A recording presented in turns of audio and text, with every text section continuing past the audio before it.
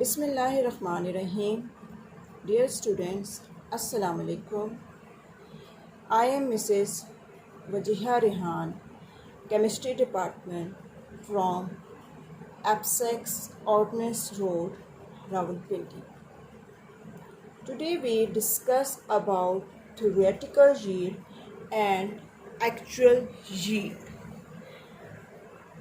We made the comparison between the theoretical yield and actual yield. First is the theoretical yield. It is the amount of product calculated from a balanced chemical equation. Yield जो है वो basically हमारे पास relate कर रही है amount के साथ, यानी हमारे पास जब अमाउंट प्रोडक्ट की अमाउंट जो है वो किसी भी बैलेंस्ड केमिकल इक्वेशन से कैलकुलेट की जाती है तो उसको हम कहते हैं थ्योरेटिकल यील्ड। एक्चुअल यील्ड क्या है कि it is the amount of product that is actually obtained during a chemical reaction. अब किसी भी केमिकल रिएक्शन के रिजल्ट में जो अमाउंट प्रोड्यूस होती है प्रोडक्ट की उसको हम कहते हैं एक्चुअल यील्ड।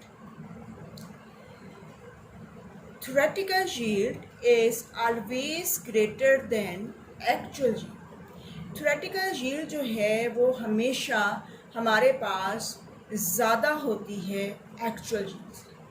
अब वो क्यों ज़्यादा होती है, इसकी बेसिक रीज़न क्या है? क्योंकि जब भी हम थ्योरेटिकल यील्ड की कैलकुलेशन करते हैं तो ये हम एज्यूम करते हैं, ये चीज़ें फ़र्ज़ की जाती हैं, सपोज की जाती हैं कि no side reaction will be occur. No side reaction will be occur means that reactants are completely converted to product. Reactants जो हैं वो मुकम्मल तौर पे प्रोडक्ट में कन्वर्ट हो जाएंगे and yield is not decreased, और जो यील्ड है वो हमारे पास कम नहीं हो। अब in case of actual yield it is always less than theoretical yield. Actual yield जो है वो हमेशा थ्योरेटिकल यील्ड से कम होती है। क्यों कम होती है? क्योंकि जो रिवर्सिबल रिएक्शंस होते हैं they never goes to condition and side reaction will occur. When reversible reaction and side reaction will occur, it decreases the actual yield. जब हमारे पास reversible reaction never goes to completion है और जो side reaction है वो हमारे पास हो रहे होते हैं तो इसका मतलब क्या है कि एक्चुअल यील्ड जो है वो हमारे पास कम हो जाएगी।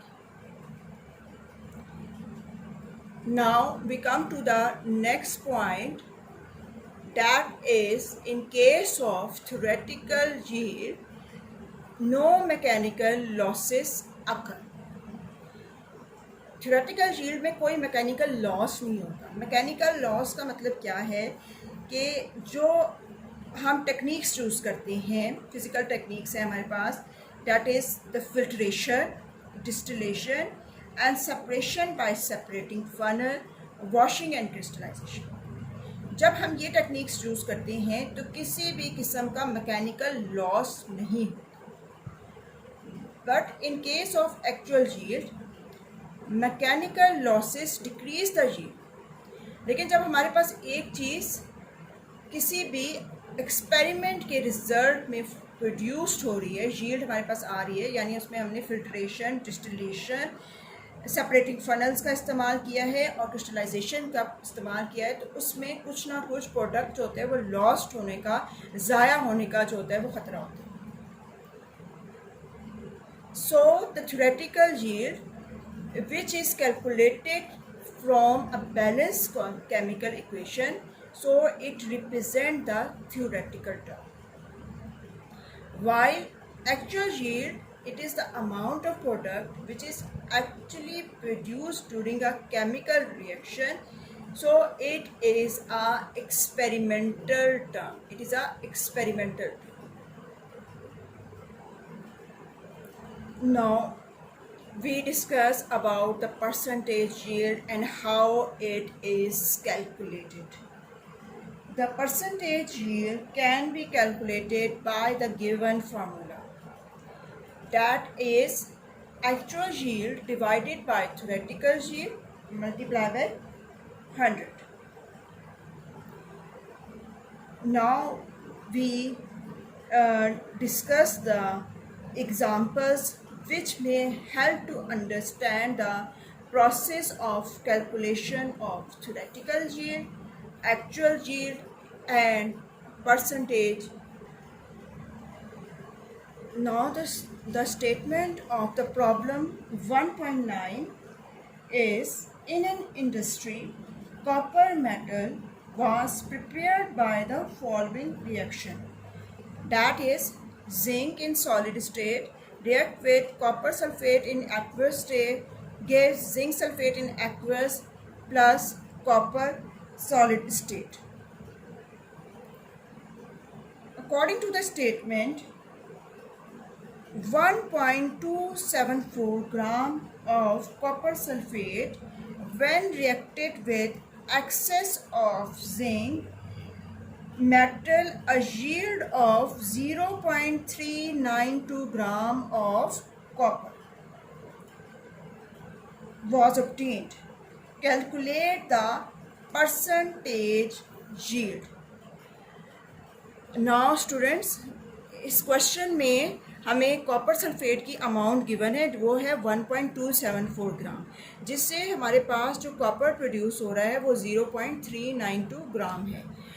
अब इसमें सबसे पहले हमने क्या करना है कि हमें कॉपर सल्फेट की अमाउंट गिवन है, तो हमने इसके number of moles find out करने हैं। Number of moles find out करने के लिए सबसे पहले हम मास ऑफ कॉपर सल्फेट को कैलकुलेट करेंगे। कॉपर का मास है 63.5 प्लस 32 सल्फ़र का मास है और 4 एटम्स ऑफ ऑक्सीजन है, 16 multiply bye 4। After calculation, the answer will be equal to 159.6 gram per mole. अब हमने नंबर ऑफ़ मोल्स हमने कैलकुलेट करने हैं। यहाँ पे हमें कॉपर सल्फेट का जो मास है वो हमें गिवन है। नंबर ऑफ़ मोल्स हमने कॉपर सल्फेट के कैलकुलेट करने, तो हम इसको जो मास है, मास को हम m रिप्रेजेंट कर लेते हैं, m of copper sulphate divided by molar mass of copper sulphate, molar mass of copper sulphate. जो मास हमें स्टेटमेंट में गिवन है that is 1.274 gram. It is divided by 159.6 which is the molar mass of copper sulfate. After calculation, student, you also solve on your calculator 1.274 divided by 159.6, it is equal to 7.982 into 10 raised to power minus 3 moles. अब यहाँ पे हम इसकी स्टिशियोमेट्री को apply करते हैं। हमें amount जो है वो किसकी गिवन है, कॉपर सल्फेट की हमें गिवन है और कॉपर की गिवन है।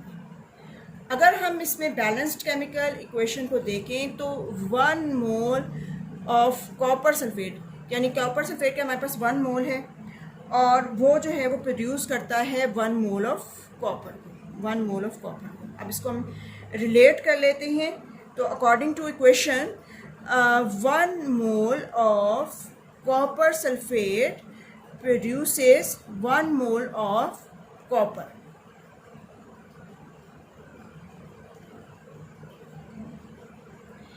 अब यहाँ पे हमारे पास कितने मोल्स प्रोड्यूस हुए थे कॉपर सल्फेट के, that is 7.982 into 10 raised to power minus 3 moles of copper sulfate.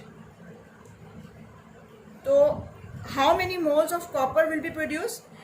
Answer will be the same, that is यहाँ पे आपके पास हो जाएगा 1 divided by 1, 7.982 into 10 raised to power minus 3। तो हमारे पास 7.982 into 10 raised to power minus 3 moles of copper जो है वो प्रोड्यूस हो।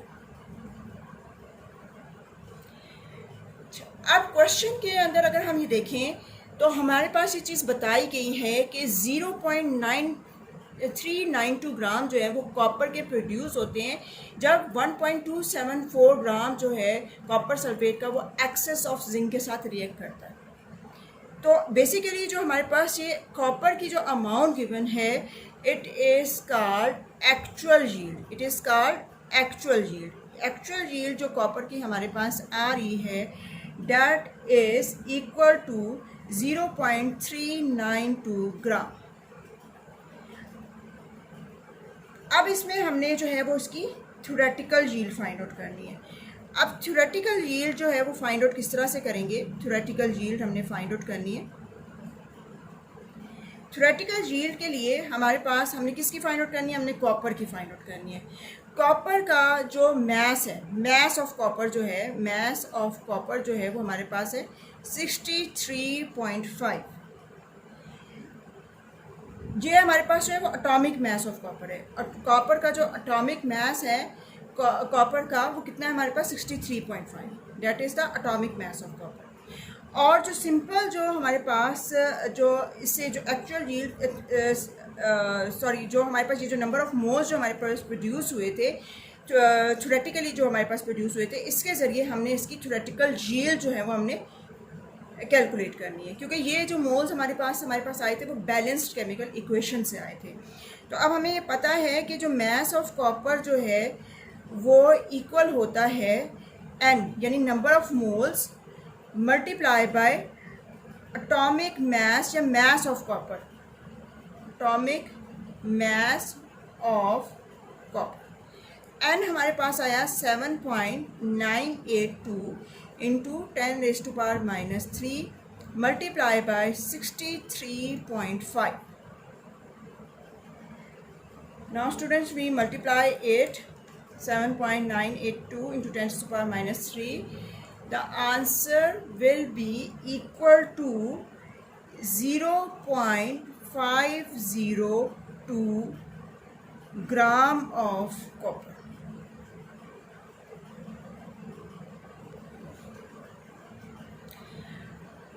From this question we calculate the theoretical yield, which is equal to 0.5072 gram, but actual yield is given in the statement of the question, it is 0.392 gram.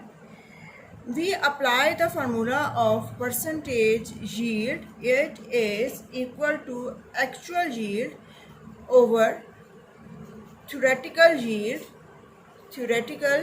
yield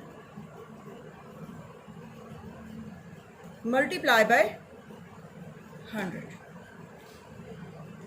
Now actual yield is 0.392 divided by 0.5072 multiplied by 100. After calculation the answer will be equal to 77.3%. Now we come to the problem 1.10. The statement of the question is, in a reaction 2 moles of CH4 was reacted with an excess of chlorine. As a result 177.0 gram of CCl4 is obtained. What is theoretical yield, actual yield and percentage yield of this reaction? इस question में सबसे पहले हमने equation बनानी है, वो भी हमने बैलेंस्ड केमिकल इक्वेशन बनानी है।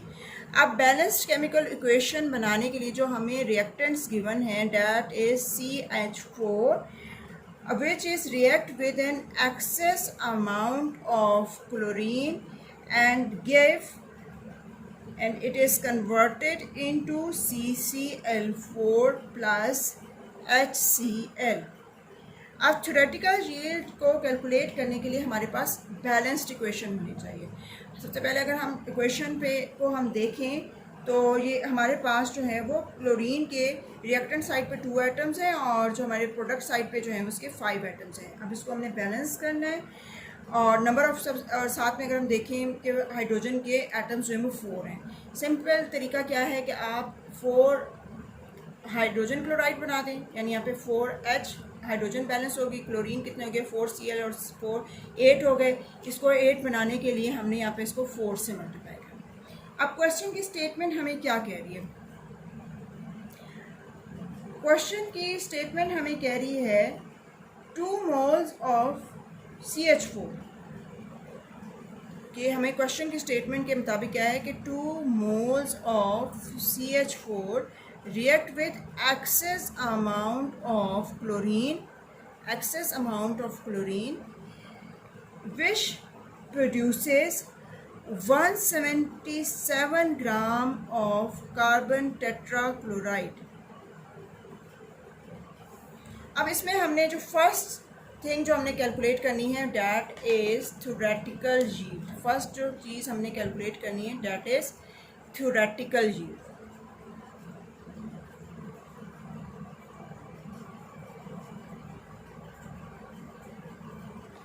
थ्योरेटिकल यील्ड किस तरह से कैलकुलेट की जाती है कि सबसे पहले अगर हम ये देखें कि जो इक्वेशन हमें डिस्क्राइब कर रही है, जो बैलेंस्ड इक्वेशन है, वो हमें क्या बता रही है कि 1 mole of CH4 produces 1 mole of CCl4। 1 mole of CCl4। और अगर हम इसमें जो है उसके अकॉर्डिंगली चलें कि जो हमारे पास जो क्वेश्चन की स्टेटमेंट में गिवन था, अगर हमारे पास 2 मोल जो हैं CH4 के हैं तो वो कितने मोल जो है वो CCl4 के प्रोड्यूस करेंगे? That is also produce 2 mole of CCl4। अब इसकी हमने थ्योरेटिकल यील्ड कैलकुलेट करनी है। थ्योरेटिकल यील्ड कैलकुलेट करने के लिए सबसे पहले हमें इसका मोलर मास जो है वो CCl4 का पता होना चाहिए। Molar mass of CCl4, carbon का जो मास है वो 12 है और क्लोरीन का जो है वो मास जो है एटॉमिक मास 35.5 है। इसको हम 4 से मल्टीप्लाई करेंगे, इसकी कैलकुलेशन करेंगे तो answer will be equal to 154 gram per मोल।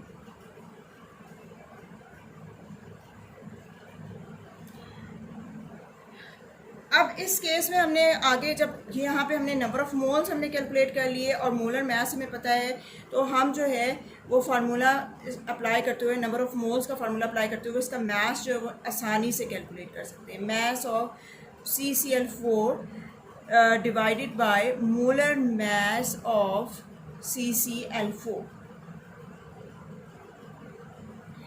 तो मास ऑफ CCl4 MCCl4 हमारे पास क्या होगा, N multiply by molar mass of CCl4। अब हमारे पास जो नंबर ऑफ मोल्स कैलकुलेट किए थे वो हमारे पास आए थे 2 मोल। 2 मल्टीप्लाई बाय 154। अब 2 को जब हम 154 से मल्टीप्लाई करेंगे तो 2 4 ज़र 8, 2 5 ज़र 10 और 1 कैरी 308, तो हमारे पास जो इसका मास आता है that is 308 gram.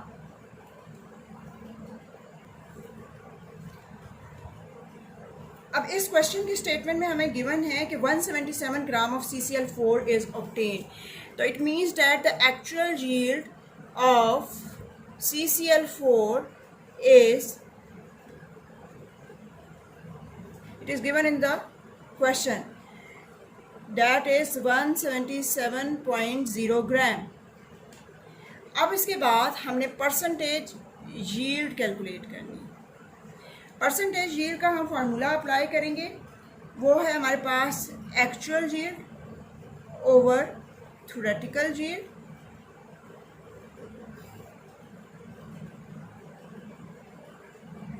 Multiply by 100।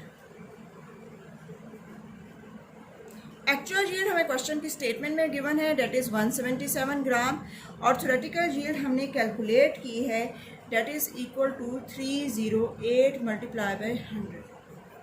The answer will be equal to 57.46%।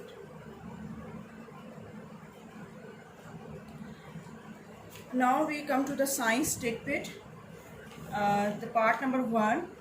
The overall balanced equation for the production of ethanol, that is C2H5OH from sugar, is as follows. हमारे पास ये इक्वेशन है, ये हमारे पास शुगर है C6H12O6, इससे हमारे पास ethanol form हो रहा है.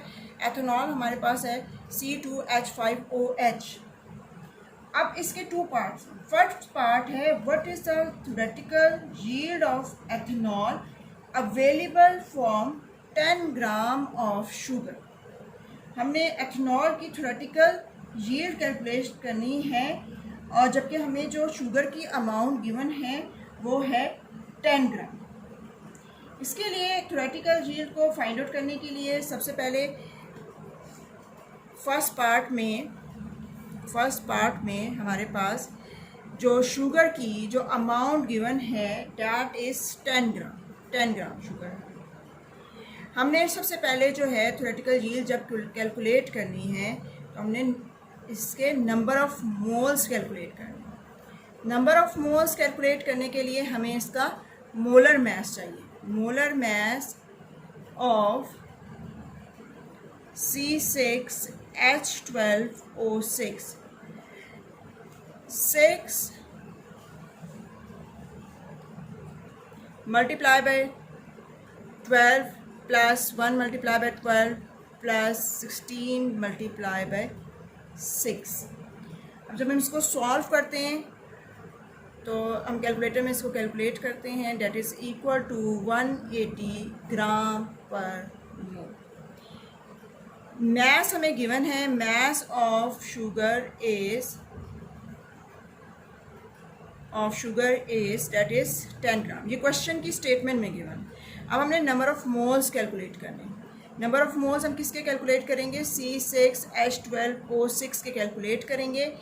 तो उसके लिए हमने क्या करना है कि जो मास जो है, मास ऑफ C6H12O6 को हम डिवाइड करेंगे मोलर मास ऑफ C6H12O6 के साथ. That is the molar mass of C6H12O6. यहाँ पे 10 डिवाइडेड बाय 180. अब इसको कैलकुलेट करते हैं. 10 divided by 180 it is equal to 0.056 mole. 0.056 moles. अब हमने सबसे पहले ये देखना है कि हमारे पास थ्योरेटिकल यील्ड के लिए हमें बैलेंस्ड केमिकल इक्वेशन को चेक करना होता है. अब यहाँ पे हमने जो क्वेश्चन में हमें कह रहा है कि हमने किसकी यील्ड कैलकुलेट करनी है? हमने एथेनॉल की यील्ड कैलकुलेट करनी है. किससे कैलकुलेट करनी है? ग्लूकोज से कैलकुलेट करनी है. तो यहाँ पे जो है वो इसके 1 mole of sugar produces 2 mole of ethanol.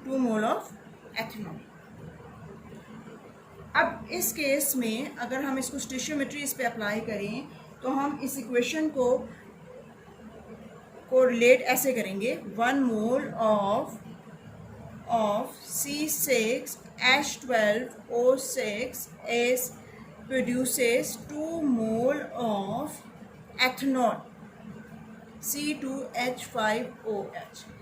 अब कितने नंबर ऑफ मोल्स हमारे पास जो हैं वो ग्लूकोज के हैं जो हमने कैलकुलेट किए. That is 0.056 mole of glucose. 2 divided by 1 multiply by 0.056. तो रिज़ल्ट में जो हमारे पास आंसर आता है वो कितने हमारे पास मोल्स एथेनॉल के प्रोड्यूस होते हैं? That is 0.112 mole of ethanol.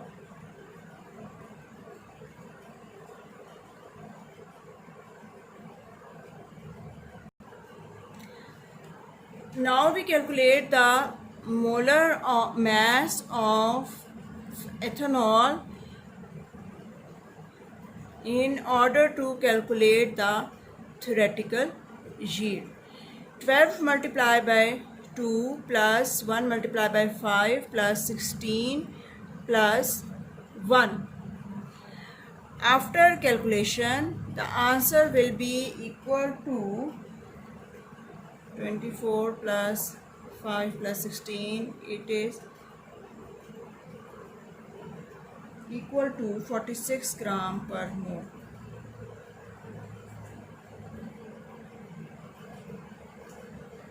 Sorry students, यहाँ पे 6 आएगा, 46 ग्राम per mole.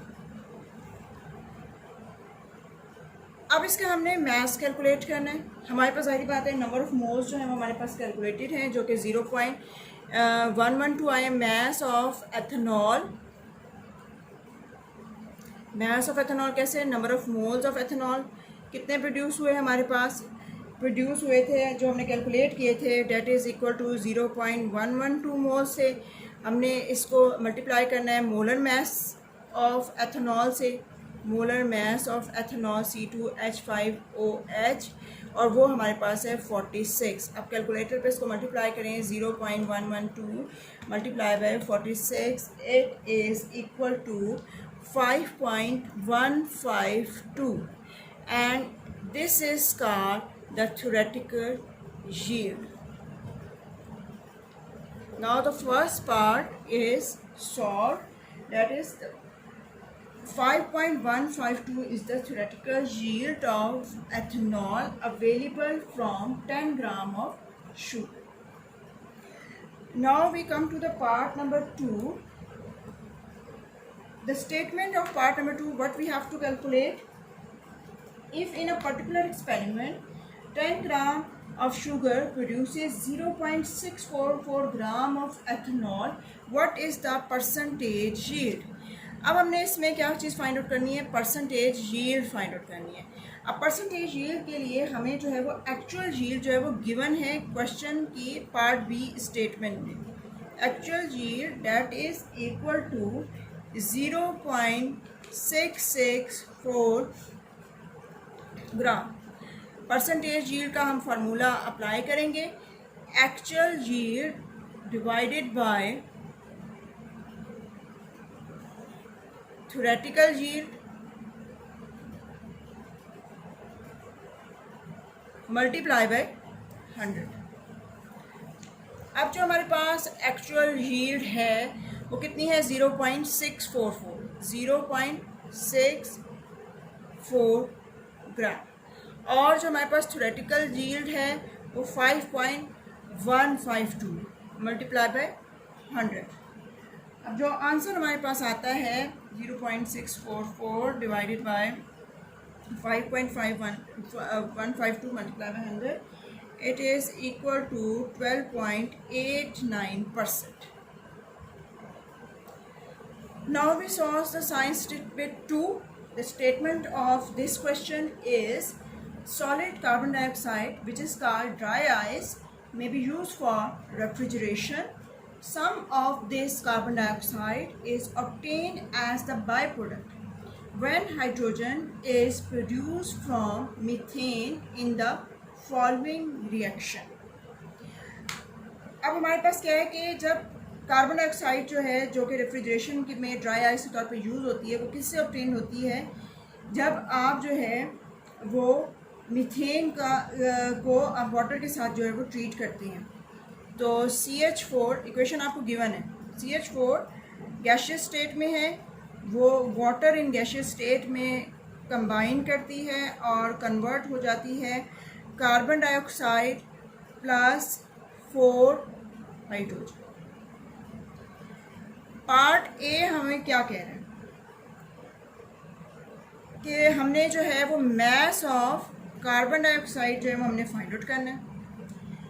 Mass of carbon dioxide that it means that we have to calculate the theoretical yield. हमने थ्योरेटिकल यील्ड कैलकुलेट करनी है। फर्स्ट पार्ट में हमने थ्योरेटिकल यील्ड, जबकि हमारे पास जो इसका मास गिवन है मीथेन का, मीथेन गैस का, वो है 1250 ग्राम।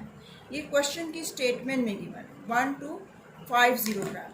क्वेश्चन की स्टेटमेंट में हमें क्या गिवन है, 1250 ग्राम जो है वो हमारे पास रिएक्ट करता है वाटर के साथ, और इसके रिजल्ट में हमारे पास जो है 2 मोल्स ऑफ वाटर के साथ रिएक्ट करता है। बैलेंस्ड इक्वेशन होनी चाहिए। रिजल्ट में कार्बन डाइऑक्साइड और 4 मोल्स ऑफ हाइड्रोजन हमारे पास प्रोड्यूस होती है। अब हमने मास ऑफ कार्बन डाइऑक्साइड को फाइंड आउट करना है।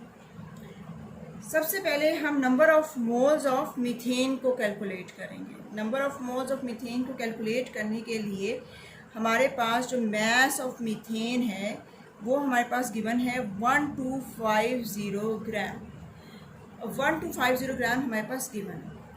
और जो इसका मोलर मैस है मीथेन का, molar mass of methane, it is equal to 12 into 1 multiplied by 4, that is equal to 16 gram per mole.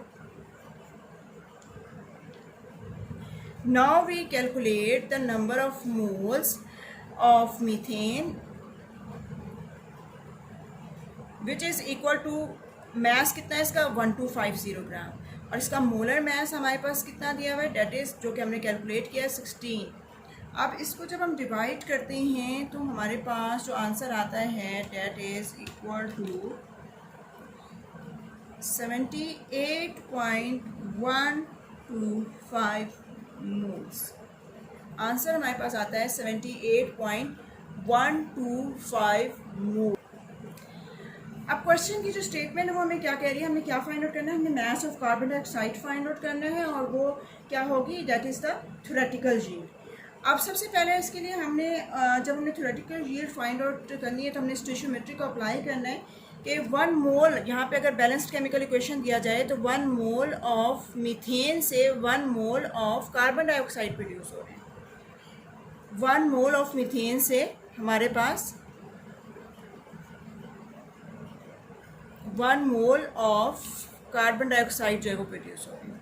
अब जो हमने कैलकुलेट किए नंबर ऑफ मोल्स, वो हमारे पास कितने हैं मीथेन के, that is 78.125 mole of methane produces 78.125 mole of carbon dioxide.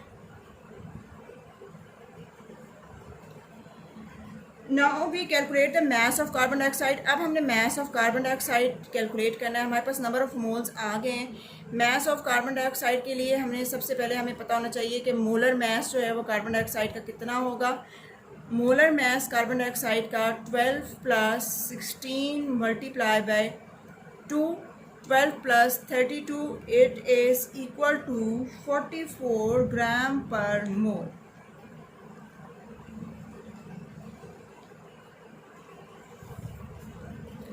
अब हमने मास फाइंड आउट करना है। मास हमने कार्बन डाइऑक्साइड का जो फाइंड आउट करना है, it is equal to number of moles of carbon dioxide multiply by molar mass of carbon dioxide. जो नंबर ऑफ मोल्स हैं वो कार्बन डाइऑक्साइड के, वो हमारे पास कितने हैं, डेट इज़ 78.125। 78.125 multiply by 44। इसको हम मल्टीप्लाई करते हैं तो हमारा आंसर आता है 3437.5 ग्राम। That is called theoretical yield. It is called theoretical yield. हमारे पास थ्योरेटिकल यील्ड यानी फर्स्ट पार्ट हमने कर लिया है। थ्योरेटिकल यील्ड कार्बन डाइऑक्साइड की हमारे पास कितनी आती है, 3437.5। Now the part number B. अब बी पार्ट में हमारे पास क्या चीज़ गिवन है, बी पार्ट में if the actual yield obtain is 3000 gram. हमारे पास जो एक्चुअल यील्ड है वो 3000 ग्राम है। एक्चुअल यील्ड 3000 ग्राम है। अब हमें इसकी परसेंटेज यील्ड कैलकुलेट करनी है, which is equal to actual yield over theoretical yield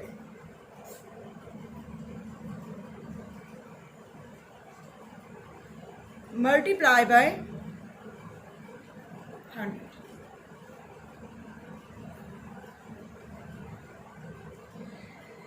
actual ये जो हमारे पास आई है वो आई है हमारे पास 3000, वो हमें गिवन है क्वेश्चन में। और जो चीज़ हमने कैलकुलेट की थी थ्योरेटिकल यील्ड वो क्या थी, 3437.5 multiply by 100। Answer will be equal to 87.3%। Actual yield हमारे पास आ गई 87.3%। Now students, I hope you understand it well. If you find any difficulty, you can ask through WhatsApp group.